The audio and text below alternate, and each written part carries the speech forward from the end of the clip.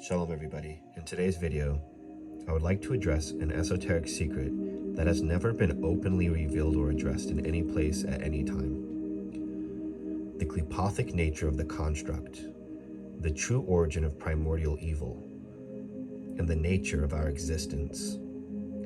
I'd also like to address the true God and the identity of such.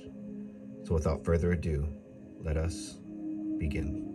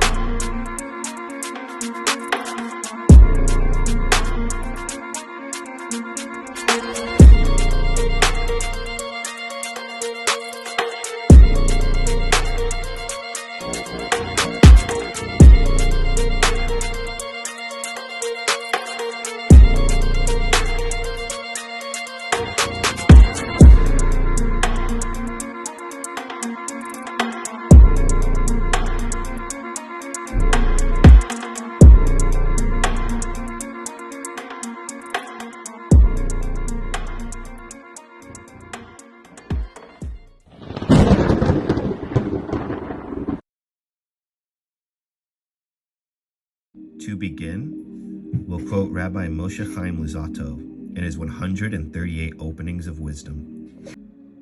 Because the whole reason why the Tzimtzum took place in order to bring into existence a place for evil. The Zohar also reciprocates this. In Tetzaveh 86, it states, "The words of Torah become clear only there, and the only light is that which comes out of the darkness. When this side is subdued, the Holy One, blessed be He, rises, and His glory becomes greater. There is no service of the Holy One, blessed be He, except from out of darkness, and no good except from out of evil. When a person enters the evil way and then leaves it, the Holy One, blessed be He, rises in His glory. Therefore, overall perfection is good and evil together, and rising to the good afterward. The only good is good that emerges from evil. And through this good, the glory of the Holy One, blessed be He, is elevated.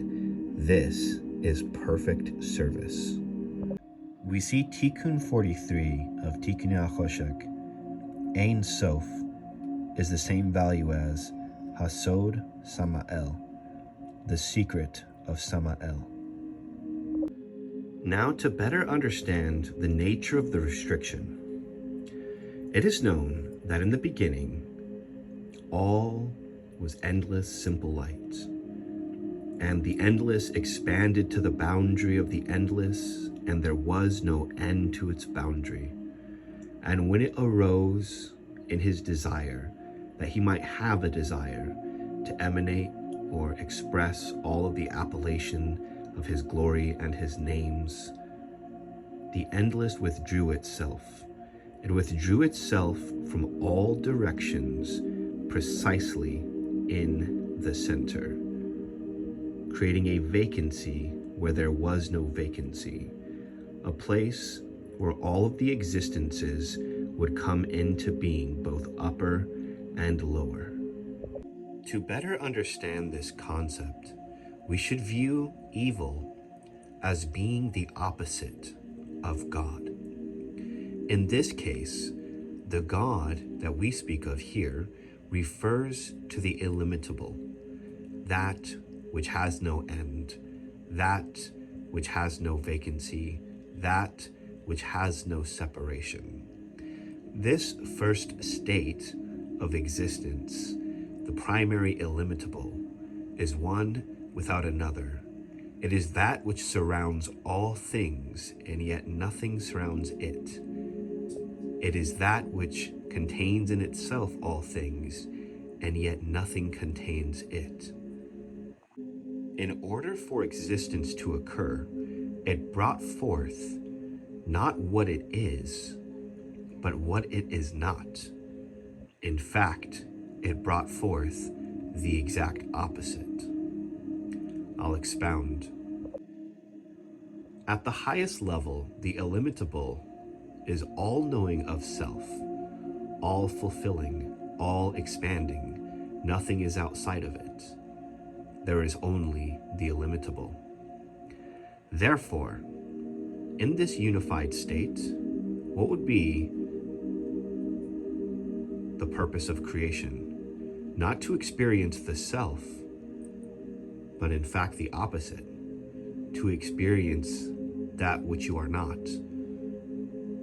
As an example, the illimitable is a unified singularity. The opposite of this is a limited multiplicity. Therefore, we are a limited multiplicity. The illimitable is unbegotten, and so we are begotten. The illimitable is perfect, therefore we make mistakes. The illimitable is all-knowing, therefore we are not all-knowing. The illimitable is eternal, therefore we are temporary. The illimitable cannot die, therefore we die. The illimitable cannot be birthed, therefore we are birthed. The illimitable is in control of everything. And what is the opposite of this? Not being in control, and therefore we have choice. To understand the true nature of the Simsum, the restriction, we must view it as the illimitable one restricting or withdrawing itself, limiting itself. Now, a few key points. The illimitable still surrounds the limit of the restriction. This is important because it allows the illimitable one to both be a part of existence and uniquely separated from existence all the same. Because the restriction occurs within inside of the illimitable, it allows the illimitable to both be a part of and uniquely separated from, meaning it has no limitation. What is the opposite of having no limitation? Having limitation. What is the opposite of being uncreated? Being created. Therefore, the Partsufim that come into existence are the secret of the created God, which is the exact opposite of an uncreated, illimitable being. This concept is also clearly seen within mathematics. If the illimitable is truly infinite, then there exists within infinity irrationality. As an example, all problems have solutions. And what is the opposite of having a solution? The answer is not having a solution. And so we find that irrational numbers, called infinitums, behave in the exact opposite of all other numbers, that being a solution. Therefore, that which has a solution and that which does not have a solution are opposites. This occurs essentially as a necessity. This same necessity occurs at the highest level. Some may argue that it mandates being the illimitable is infinite, this opposite being described here. What is the opposite of a God that creates all things and gives life to all things? The answer to that is one that kills. And so the restriction or withdrawal, the Simsum, which created the depth of the vacancy, which allowed all worlds to eventually come into existence, were at the state of withdrawal called the Tehomim, or the Tahom, the abyss.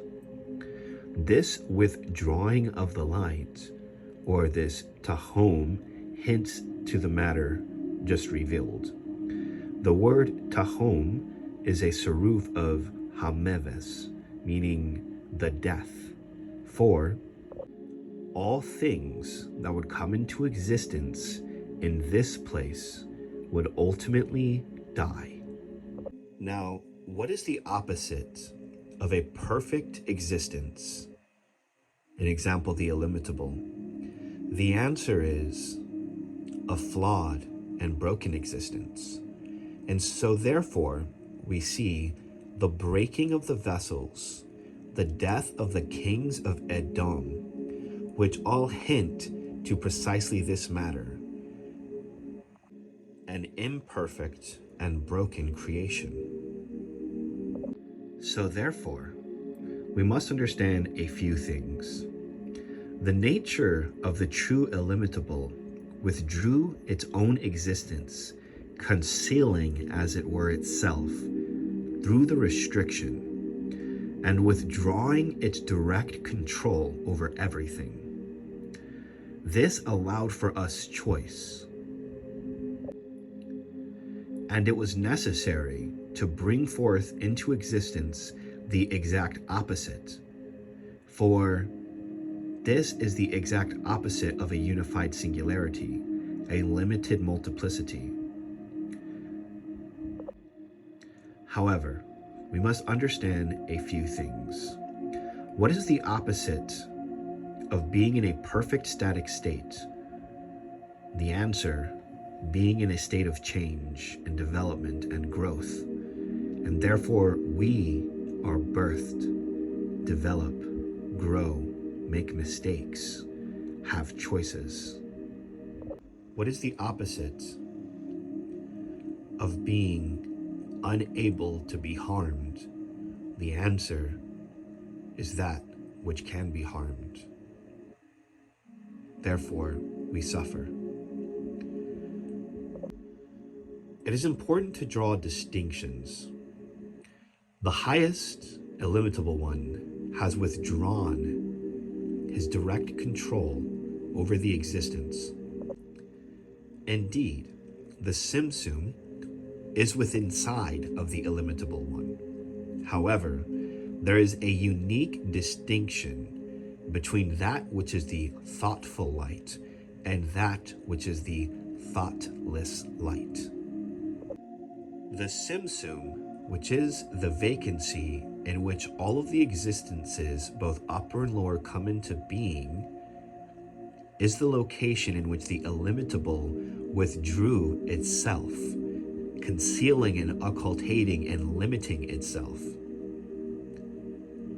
Therefore, it is not in direct control of everything here, despite the fact that everything here has its existence in and through it.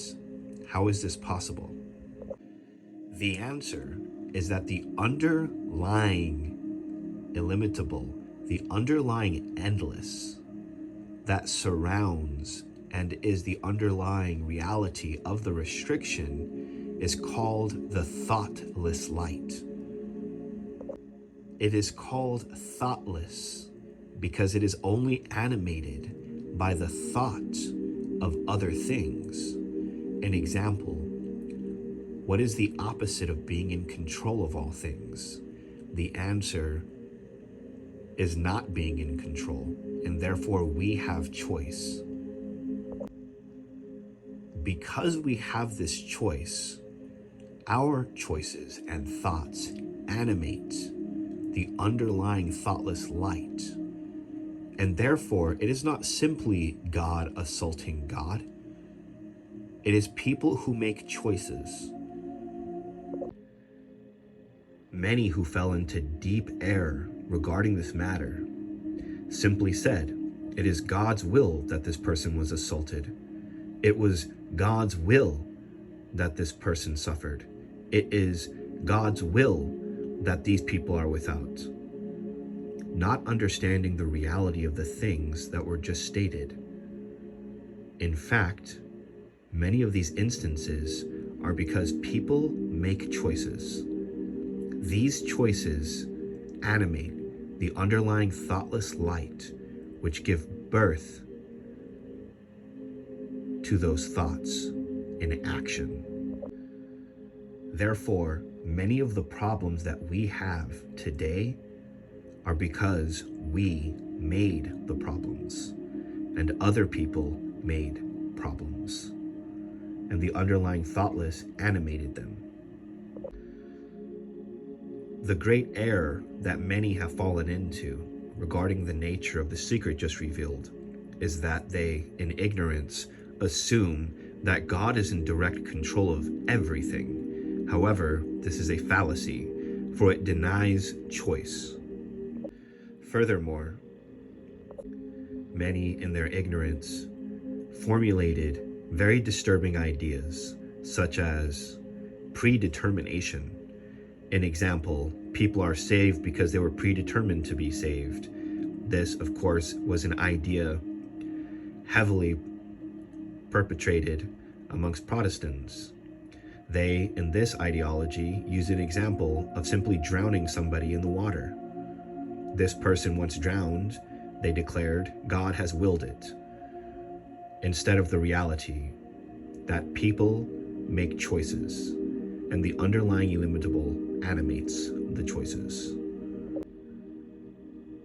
Others, in terms of philosophical ideals, have stated everything is God. Under this line of logic and reasoning, if somebody was sexually assaulted, it is simply God sexually assaulting God. And in many other erroneous types of conceptions, such as these types of ideas, which lead to logical fallacies, removing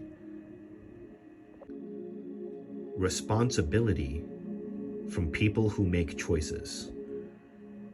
It is not simply God's will to sexually assault another person. It is people who make choices. Then, through the animation of the underlying thoughtless light, those choices become actions. Now, to address the nature of the upper worlds and the lower worlds, it was already explained to you that the opposite of a perfect existence is a flawed and broken existence. Therefore, there are flaws and errors in every single one of the existences. The evidence of this is found in the statement of Chaim Vital, by which he states, every world has the aspects of the kings. Thus, every world has the aspects of the shattering of the vessels. That is to say, every world is imperfect. For this reason, even the heavens themselves will pass away, because they are imperfect. And so it is written in the book of Isaiah, lift up your eyes, and behold the heavens above and the earth below. The heavens will pass away like a vapor, and the earth will pass away like a garment. Thus we see the nature of the upper reality and the lower reality are going to be done away with. For what reason would they be done away with? It is because of the flaws in these existences, the error of these existences. Now, what is the opposite of an uncreated God that creates everything? And the answer to that is a created God that destroys everything. What is the opposite of a loving, bestowing God?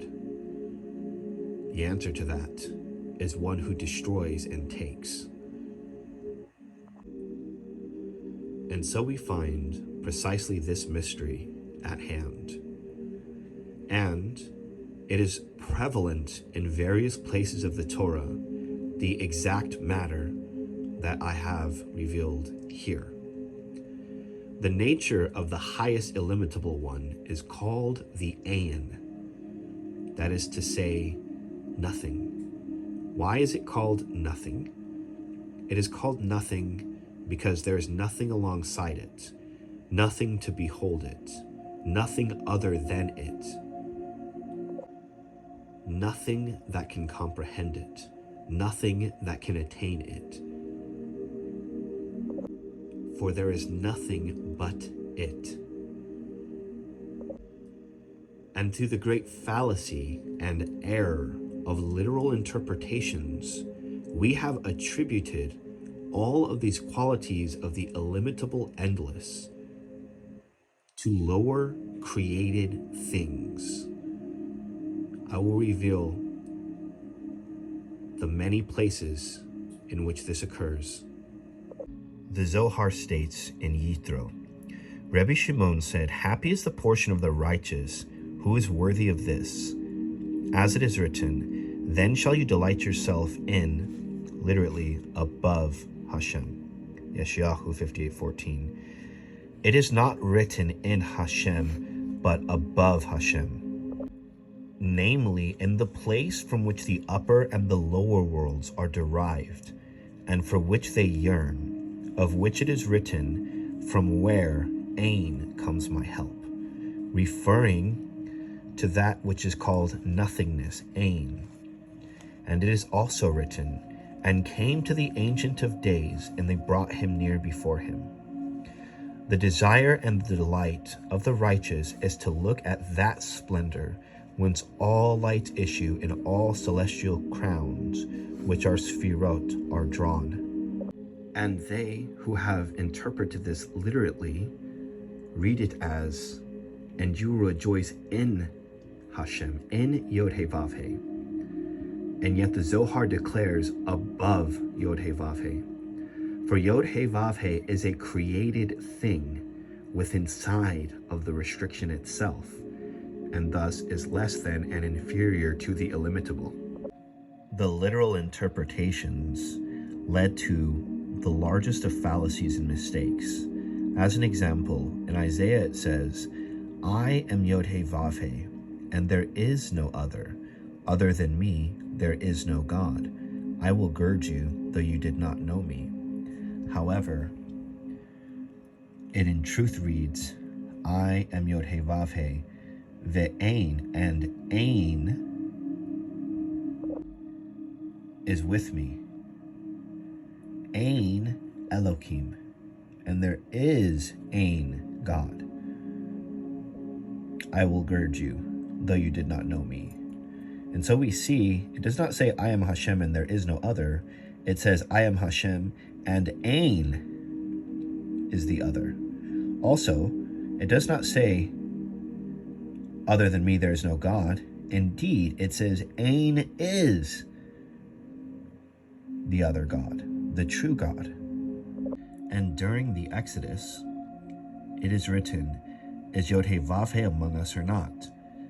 This is the literal interpretation as we see here posed as a question. But it wasn't a question, it was a statement. For it says, is Yod He Vav He with us or Ain? It was Ain who was with them, the illimitable one, of which it was written, from Ain comes my help. In Deuteronomy it says, see now that I am He, and no God is with me. I put to death and I bring life. I struck down and I will heal, and there is no rescuer from my hand. However, it actually says, see that I am He, and Ain, God, is with me. I put to death, I bring life, I struck down, I will heal, and Ain is the rescuer from my hand. For surely it is written, God is not a man that he should change his mind. And yet behold, Yod He Vav He is a man of war. God has no reason to sleep, and yet behold it is written, Yod He Vav He, awaken, why sleep you? Again, God is not a man that he should change his mind, and yet behold it is written, Yod He Vav He relented of his evil. Because by literal interpretations we have fallen into great error and ascribed the glory of the illimitable to a lower created thing, and we have worshipped it by names, of which the Zohar states the following. It states here in Naso, we have learned that the name of Atik is the most concealed of all, and is not mentioned openly in the Torah, except for one place, that Zerainpin swore to Abraham, as it is written, by myself have I sworn, says Yod-Heh-Vav-Heh. This is the speech of Zerainpin when swearing by Atik. Zerainpin is the one identified as Yod-Heh-Vav-Heh, and here he is speaking and hinting to the illimitable one. But in our failings to understand the deep mysteries, and through the great error of literal interpretations, and having rendered things as questions and not statements, we fell into tremendous error, attributing all of the great lights of the Ein to the lesser created thing. Using these literal interpretations to form our entire belief systems in error and tragedy. Thus many boldly proclaim, I am the Lord, and there is no God. Or I am the Lord, and there is no other God with me. And yet behold, the Ein is with them. How far have we fallen in error? Of this, Tractate Nida states, what is the meaning of that which was written, I am counted among the dead who are free? In what sense is a person free? In that once a person dies, he becomes freed of mitzvot. That is, he is exempt from the observance of all commandments. Here the Rashash says, this statement implies that he will be freed forever, even when he will be resurrected in the time of the future era. Maharal states, because the word free denotes permanent freedom. And also, Rav Yosef said, this Baraisa says in effect that the mitzvahs will cease to apply in the future era. Of which the Zohar states in Vayikra, the Holy One, blessed be He, decrees a sentence, and the righteous man nullifies it. There was not a decree that was pronounced above over the world that Rebbe Shimon did not nullify. This is the meaning of, he that rules over men. Namely the verse, the Rock of Israel spoke to me, he that rules over men must be just, ruling in the fear of Elohim. The Holy One, blessed be He, rules over men, who, as it were, rules over the Holy One, blessed be He. The righteous man rules. For the Holy One, blessed be He, decrees, and He nullifies. Happy are you, Rebbe Shimon, whose master is desirous of your honor more than all of the inhabitants of the world. Of Moshe it is written, and Moshe implored, trembled. It also implies that he was struck with an illness, but you, Rebbe Shimon, decree, and the Holy One, blessed be He, establishes, and He decrees, and you nullify it. We thus see, when the tabernacle journeys, the Levite shall take it down, and when the tabernacle encamps, the Levite shall erect it, and an alien who approaches shall die. The literal interpretation to this is that the tabernacle constructed by the Levites, when it is erected and they encamp, if a stranger draws near, they shall die, meaning they will be put to death, meaning they will be killed. However, the sod of this matter is that the stranger refers to the evil inclination, whereas one person would be killing who they presume to be a stranger who draws near a man-made structure, the other would be inviting everybody because the evil inclination would be put down. Thus, the same errors of these literal interpretations has led all of those faiths astray. For all of the main faiths are built, constructed, and exist by those literal interpretations, which are all husks, of which it was a sin to even study.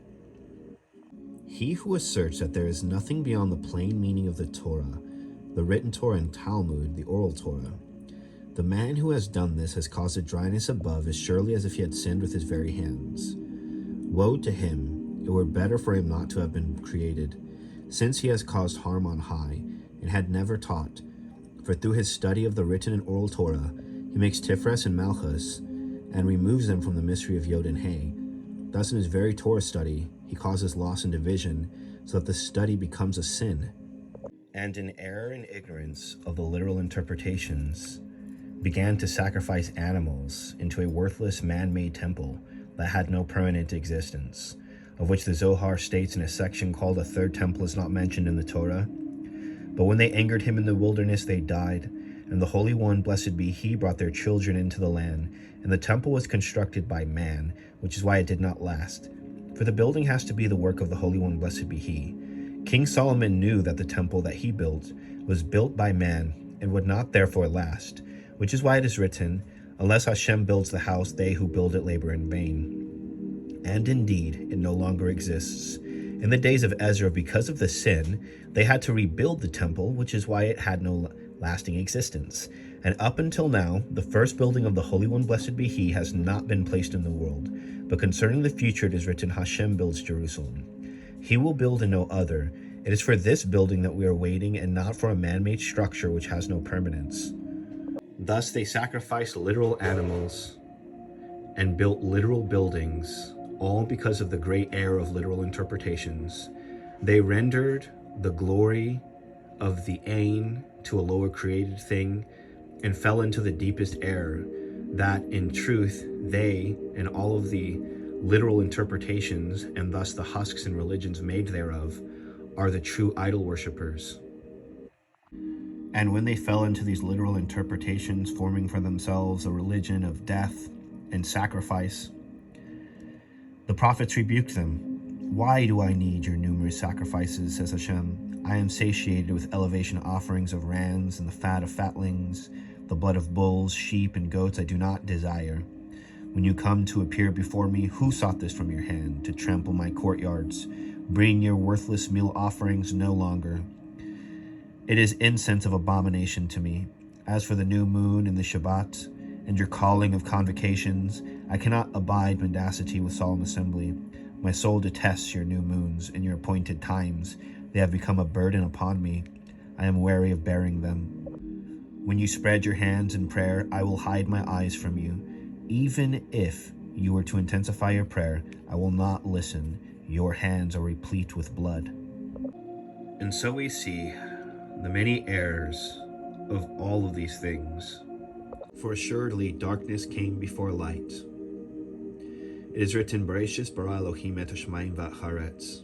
In the beginning God created the heaven and the earth. Yet later it is written, Vayomer Elohim yehior ve'yehior. And God said, let there be light, and there was light.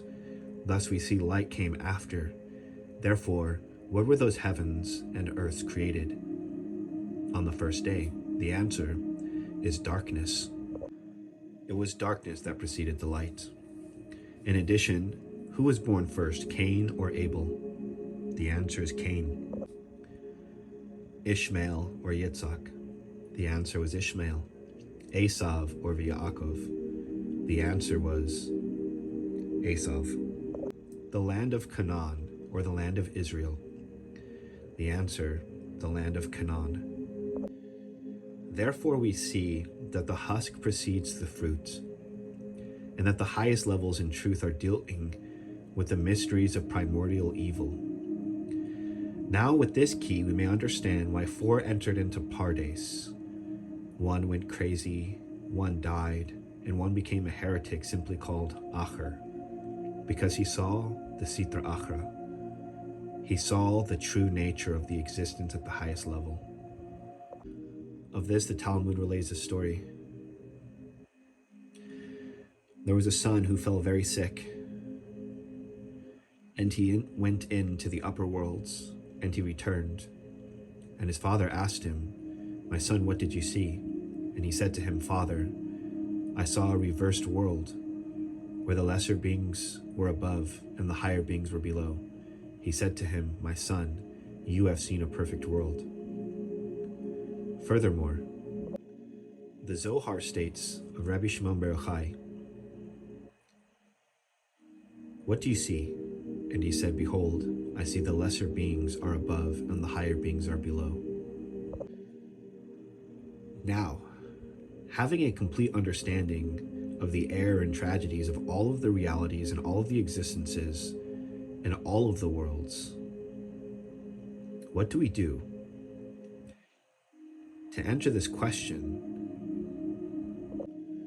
we must realize that the underlying existence is the illimitable endless, and therefore from Ain comes my help.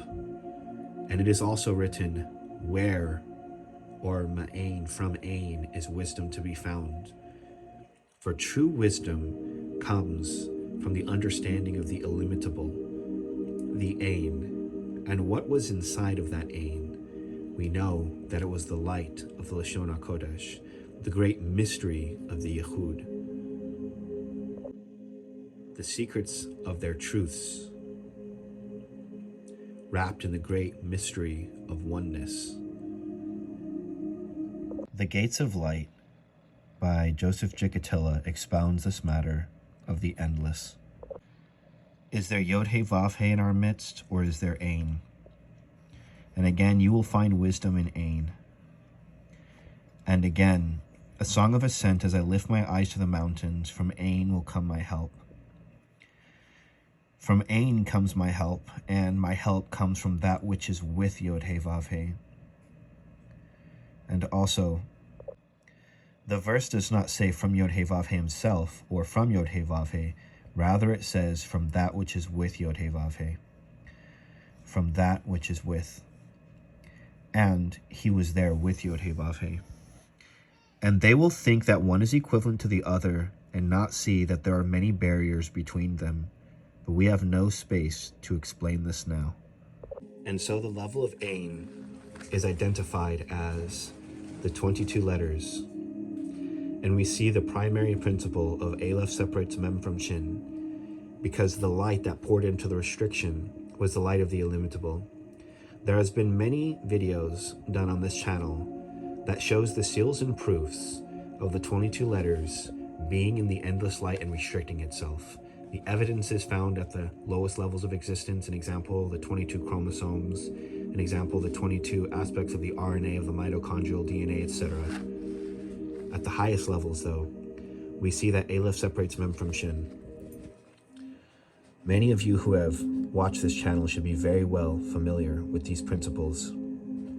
We must see the divine in each other, that is to say, to reveal the illimitable, to reveal the underlying endless that permeates all of the realities and all of the existences. It is superior even to the tree of life itself, for the tree of life is only after its pattern.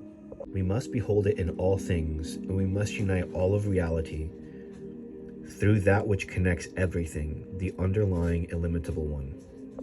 Only then will we usher in the true correction. It is written, he wraps himself in light. It refers to the endless that wrapped itself in light. Light, or has the numerical value of the endless, Ein Sof. And this light is Et HaOr.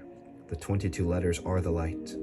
We must see it in everything. Only then can we change the nature of this existence by nullifying the decrees through the illumination of the underlying illimitable.